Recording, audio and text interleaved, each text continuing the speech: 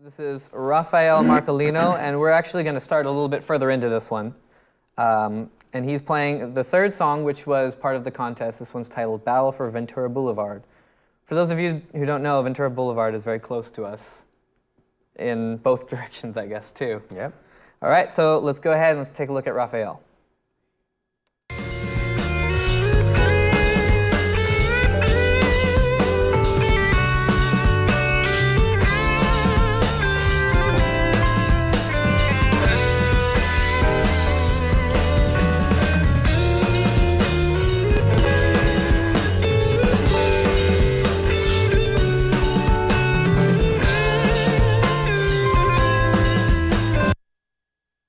Right.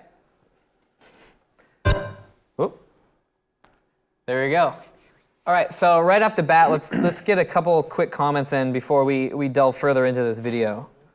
And I guess the first thing is your hands, what you're playing is really cool and it's really solid, but your hands are both kind of like full bore right now, and you're not getting a lot of the dynamic contrast that I think you could be getting. If I really had to make a comment on the playing so far, that would be it. Just try, if you get some more contrast in your hands, this groove takes on like a whole different dimension of musicality. Yeah, I noticed one thing that I don't, it's just a very small thing, but I just noticed on getting the open closed hi-hat thing, it didn't sound as clean, as clear as I would have wanted to have it, So, but I know you're doing like a take of it, and you're going through the whole tune, and maybe something's a little faulty. We can all talk about that, man. Listen to John Bonham on A Fool in the Rain, and he doesn't hit those open closed hi-hats every single time. So that's not really. That's true. Yeah. The bigger point is, what is your intention? I felt like a little bit on some of it that your intention didn't feel as clear as it should have been on a couple of the fills a little bit. I felt that it was like a little on top, and there I'm back. But really great performance outside of that, from from standpoint of putting these kinds of things together. And we can look a little bit further on. Yeah, let's jump back in. We'll just jump into the middle of the video here.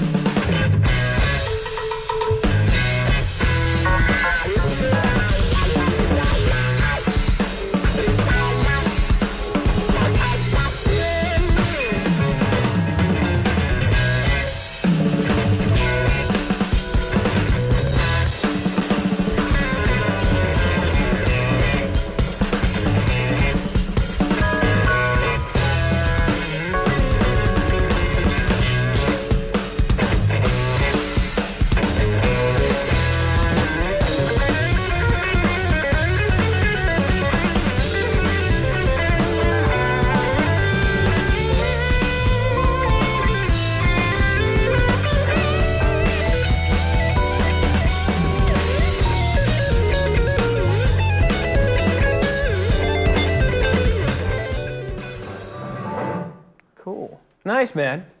Very good. Me and Adam were talking about this at the beginning of the keyboard solo, to maybe dynamically bring it down a little bit more and build, something like that. But good performance. I thought, now at the middle, just looking in terms of how you started off, it seems way more confident and way more in the center as far as placement goes. And nice articulation, good phrasing. Dynamics are a difficult task sometimes, and I know we're excited and we want to play a lot of stuff, but the dynamic contrast can really add so much value to what you do when you're playing. So that's a really key And component, again, right? I mentioned this last week. Steve Gadd, listen to how he shapes his dynamics while still remaining super energetic. Like he's usually the first person I think of when I think powerful, like focused and energized while playing pianissimo. I mean, the solo section was great. I mean, that's what the word for it. I mean, it was really great. It was really locked. It fit musically. Double bass chops were right on. It was in time.